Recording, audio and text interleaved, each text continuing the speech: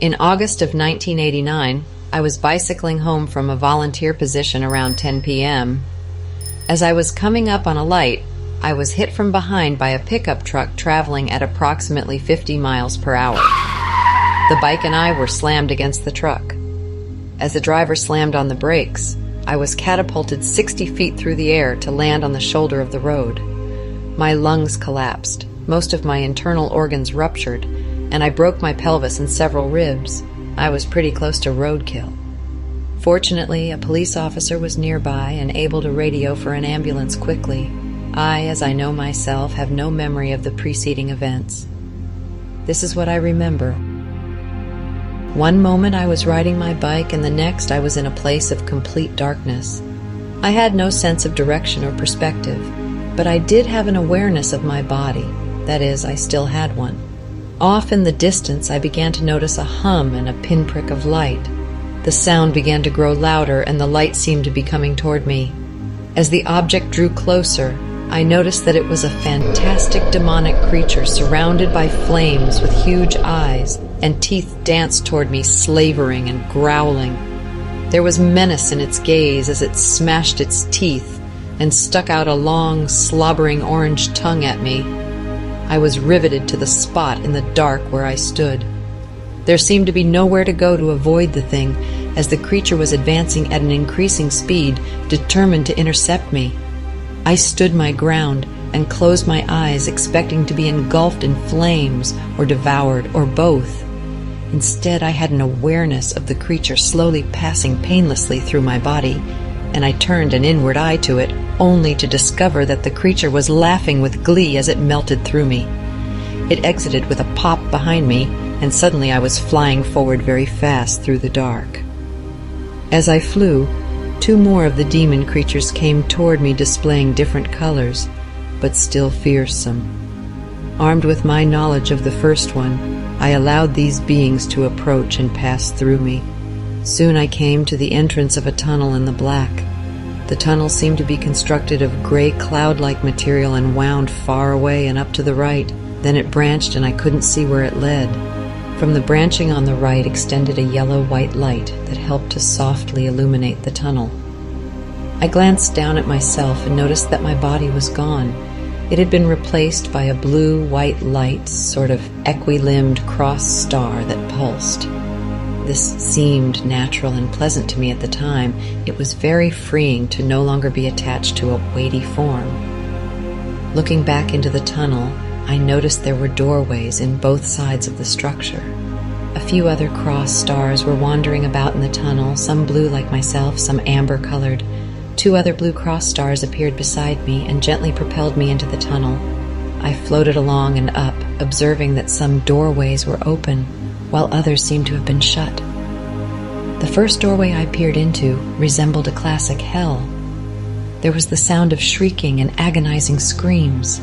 Naked human beings were strewn about a blasted landscape with pools of bubbling excrement and jagged boulders. Devils and other animals were torturing people in all imaginable ways, and people were also torturing each other.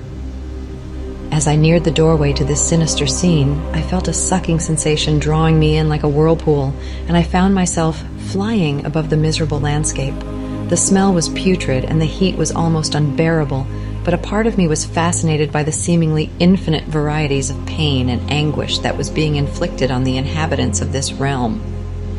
Most of me wanted to leave, so I had no difficulty, and my feeling was that anyone could leave if they wished. I felt that no one or nothing had put those people in captivity except their belief in the agony they continued to suffer. I flew back to the doorway, which was clearly visible from everywhere in the hell. I left with nothing but joy, but I still had a sense of myself as apart from that joy. The next doorway in the tunnel wasn't much better.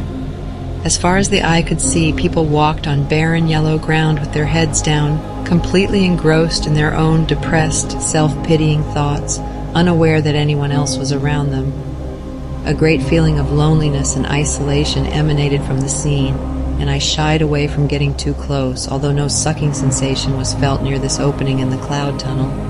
I flew along further up the tunnel and glanced in other doorways, But the next one that made a lasting impression on me was a world of almost indescribable beauty. I looked upon a beautiful wooded garden with fountains and waterfalls and streams and bridges that glowed and sparkled with iridescent colors.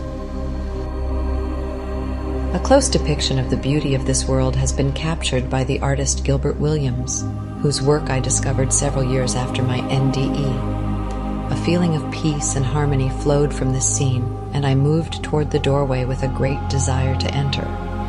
As I began to go through the opening, my nose encountered what felt like plastic wrap webbing. I pushed forward but was gently rebuffed, and a voice said, "You do not have the information to enter this world." At the time, I remember feeling disappointed but not judged as unworthy, just uninformed. I then turned my attention to the light that was glowing around the fork to the right. I entered into the light and was transformed by a feeling of utter absolute joy. There was nothing but joy. I said to the light, "I'm here," and the light said, "Great," in a voice that rang with happiness and bliss. I gave myself up to the bliss and learned many things that sound corny when described, but are truths for me that resonate through me now and forever. I learned that I am eternal, and though I may experience many forms of death, I will always know who I am. I have nothing to fear, only more to experience, and I am the one that ultimately chooses what I experience. It sounds hokey, but believe me, it feels really, really good to know these things inside yourself. Eventually, I became disenchanted with eternal bliss and decided to leave. I said to the light, "I'm leaving," and the light said, "Great," continuing its utter joyous and blissful existence unaltered in any way by my presence. I floated back down the tunnel, glancing about me in continued wonder, eventually settling on the threshold of a doorway that looked into outer space. Pieces of rock floated by, and in the distance planets and galaxies spun and whirled. A rather conflicting feeling of both serenity and adventure surrounded me as I gazed upon the silent scene. The entrance to the tunnel was nearby, and I could hear voices shouting, "Don't go, Sarah, what about Zane?" my son, who was 5 at the time of this incident. I grew annoyed at these voices because I wasn't intending to go anywhere, and of course I was going to be there to watch Zane grow up. Another being appeared beside me, and we talked about my options. We heard a voice say, "If you pass through this door, you can't come back." My next conscious memory was of lying in a hospital bed with uncountable tubes sticking into me and a respirator tube in my mouth. I was full of joy and humming with power, although I was unable to move any part of my body of my own volition. I was also full of pain, and that sensation quickly oriented me to my physical self again. I have had to face many trials and challenges since my NDE, including complete loss of identity, disability, poverty, loss of friends due to their inability to understand how the experience changed me, and chronic pain. But the knowledge of the eternity of my spirit and the freedom from the fear of death have created in me a foundation of peace that no temporary physical condition can shake. I have a great wish that everyone could experience the wonders I have without having to suffer the trauma I did, for it would transform the world.